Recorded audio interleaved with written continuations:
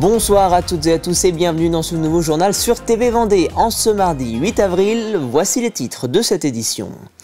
Comment préserver la ressource en eau et la biodiversité en Vendée? C'est tout l'enjeu de la MICEN, la mission interservice de l'eau et de la nature.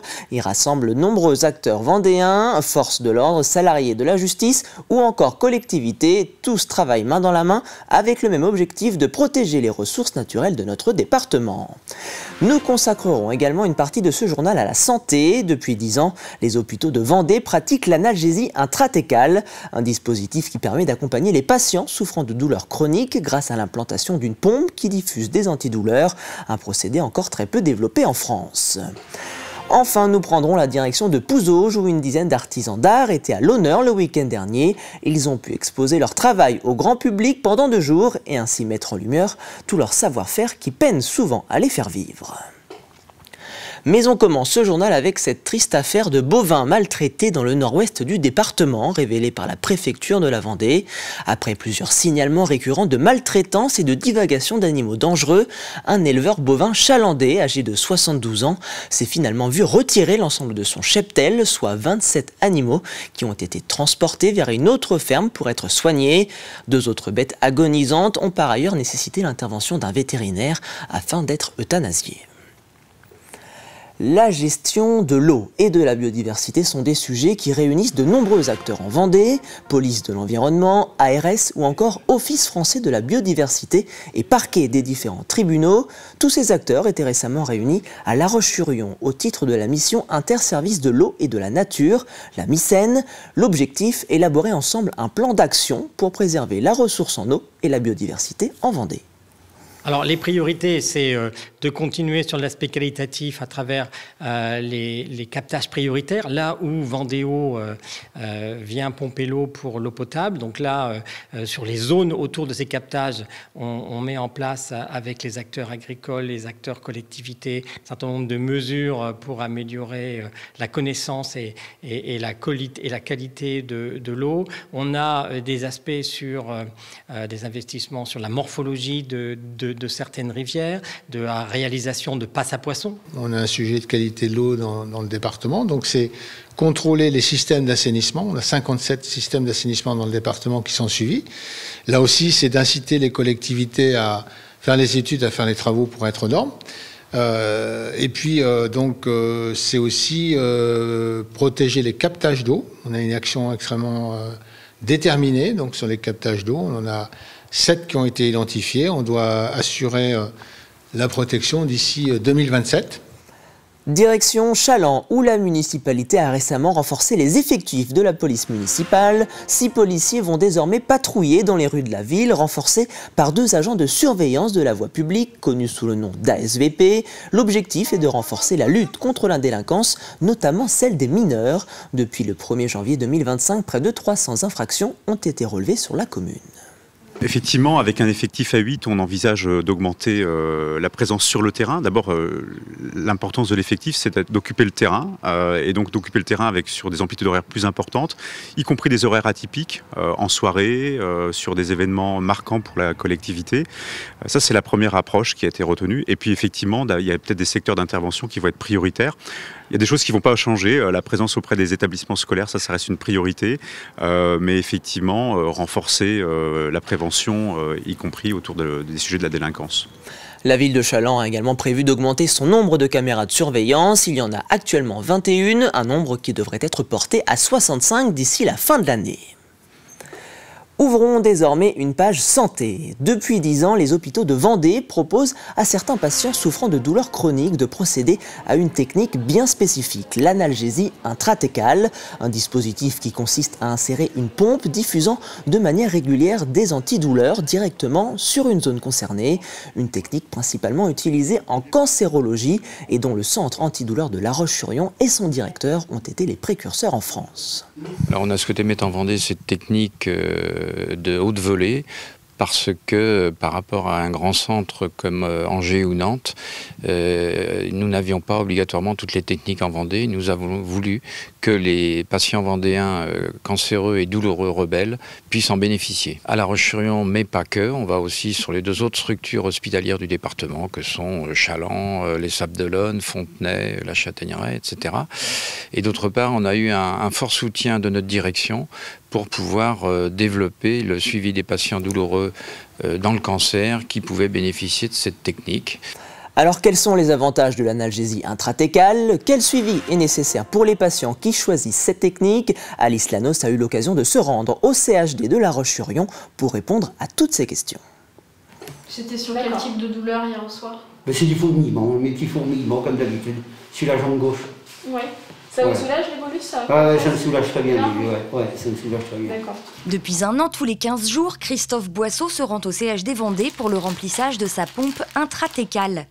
Un petit boîtier métallique implanté sous sa peau au niveau de son abdomen qui lui diffuse des antidouleurs en continu directement dans le liquide céphalo-rachidien qui entoure sa moelle épinière. On va administrer le traitement antalgique au plus près de là où il est efficace au niveau du système nerveux, donc de la moelle épinière.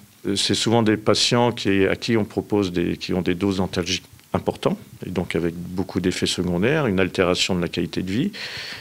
Et là, dès qu'on met la pompe, on a un effet quand même bien ciblé sur la douleur, avec le plus souvent quand même une très bonne réponse en termes d'antalgie et de qualité de vie. À chaque rendez-vous, la douleur du patient est réévaluée et la pompe rechargée en antalgique. Les doses, là qu'on n'a pas bougé, c'est Non, c'est bon, c'est très bien, ouais.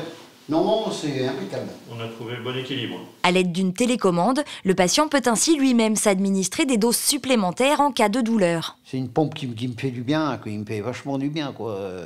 Dès que j'ai mal, dès que je sens que j'ai mal, tac. Ça a changé beaucoup de choses, hein. Je peux marcher maintenant. Question de douleur, ça m'a vraiment diminué, hein. Attention, hein. Ah, c'est une tuerie, cette boîte-là. Moins de douleur et surtout moins d'effets secondaires grâce à des doses de médicaments radicalement réduites. Prenons par exemple l'exemple de la morphine. Si vous prenez 300 mg de morphine per os, c'est-à-dire par la bouche, vous avez en intratécal 1 mg de morphine, 300 fois moins. Monsieur Boisseau reviendra donc dans 15 jours pour remplir à nouveau sa pompe. Comme lui, 170 patients vendéens, souffrant majoritairement de cancer, sont traités ici, au centre antidouleur du CHD Vendée, grâce à cette pompe intratécale. Le week-end dernier avaient lieu les journées européennes consacrées aux métiers d'art. Et à cette occasion, la ville de Pouzauges a accueilli pendant 2 jours une dizaine d'artisans d'art. Maroquiniers, céramistes ou encore couturières ont ainsi pu mettre en avant leur travail et leur savoir-faire qui ne leur permettent pas toujours d'en vivre. Reportage Louise Viadger. Les gestes sont minutieux et appliqués. Chaque artisan tenait à montrer son savoir-faire, mais aussi à se faire connaître. On a craqué sur un petit sac que la dame fait. Et du coup, là, ça a vraiment du sens. On sait à qui on achète et on se dit qu'au moins, c'est pas un achat inutile. On sait où ça va, quoi. Même concentration quand il s'agit de couture. Géraldine est couturière depuis 1 an. Elle vient d'ailleurs d'obtenir le titre d'artisanat d'art en janvier.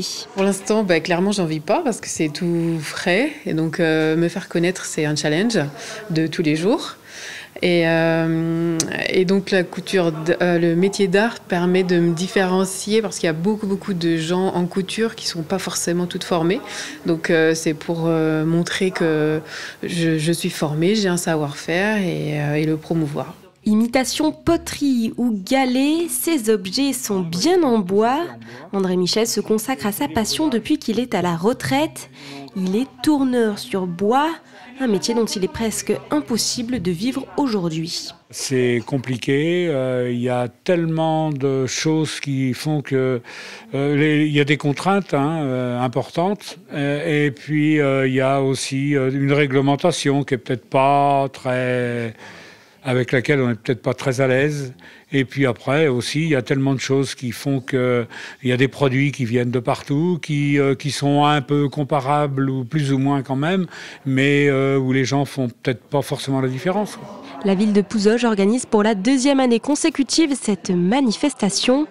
Et cette fois-ci, le nombre d'exposants a doublé. Je crois que tous les métiers d'art, ce sont des gens qui vivent de leur art, qui passent beaucoup de temps, c'est sûr, ils peuvent le dire, passent beaucoup de temps effectivement et qui ne vendent pas des pièces tous les jours. Et il est important de les soutenir effectivement. Comme chaque année, dès cet été, les artisans pourront exposer dans ce même lieu et proposer des ateliers d'initiation. Comme chaque année, depuis 2021, les élèves de première de la section sport du lycée François Rabelais à Fontenay-le-Comte enfilent leur basket pour soutenir l'association Action contre la faim. Vendredi dernier, une course a ainsi été organisée toute la journée pendant laquelle les 900 lycéens de l'établissement se sont relayés. Une action préparée par les élèves de la classe éducation physique, pratique et culture sportive. On s'est répartis en plusieurs commissions. Donc il y a eu des commissions pour trouver des sponsors, pour demander à la mairie, pour trouver le lieu, la date. Beaucoup de mails envoyés et trouver surtout des sponsors et des lots gagnants. On a demandé à tous les lycéens de participer et de trouver des parrains pour leur donner une promesse de don. C'est 45 minutes de course dans tous les cas, mais chacun peut courir, marcher, trottiner, réussir la course jusqu'au bout. On termine ce journal avec un mot de sport. Aujourd'hui débutait la 3e édition du Région Pays de la Loire Tour cycliste. La première étape reliant Machecoul-Saint-Même à La Baule-Escoublac en Loire-Atlantique a été remportée par le sprinter irlandais Sam Bennett de l'équipe AG2R La Mondial Team. Demain mercredi, le peloton s'élèvera de Vendée à Cugan-la-Bernardière en direction de Beaupré-en-Monge dans le Mélo-Noir, où un circuit final de 4 boucles attend les coureurs. Une étape à l'identique sans boucle finale pour la course féminine qui s'élancera elle en fin de matinée.